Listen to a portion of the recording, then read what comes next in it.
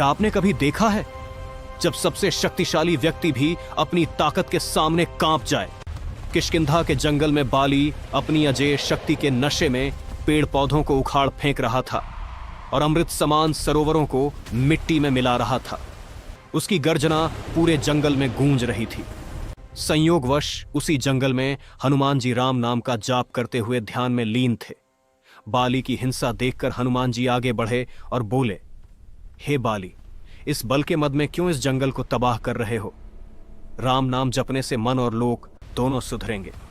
बाली ने क्रोधित होकर कहा, तुच्छ वानर, तू मुझे राम नाम का जप सिखा रहा है?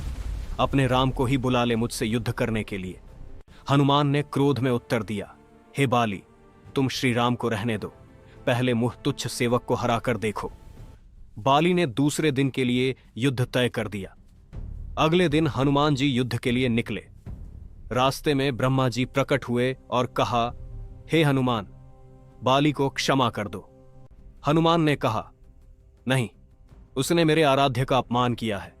ब्रह्मा जी ने कहा कि अगर युद्ध करना ही है तो केवल अपनी शक्ति का 10वां भाग ही लेकर जाओ। हनुमान जी ने ब्रह्मा जी को सर झुकाकर प्रणाम किया और चल दिए। जब हनुमान बाली के सामने आए तो हनुमान जी का आधा बल बाली में समा गया। बाली का शरीर फूलकर फटने लगा। ब्रह्मा जी ने कहा, अगर बचना है तो हनुमान से जितना हो सके दूर भाग जाओ। बाली तुरंत वहां से भागा। आगे ब्रह्मा जी मिले और बोले, इतना भी बल सहन नहीं कर पाए तुम। यदि हनुमान अपने पूरे बल के साथ युद्ध में आते तो तुम तुरंत परलोक सिधार जाते। बाली समझ गया कि हनुमान जी का बल असीमित और राम भक्ति असाधारण है। उसने हनुमान जी को दंडवत प्रणाम किया और कहा, हे हनुमान, आप तो इतने बलशाली होते हुए भी इतने शांत हैं।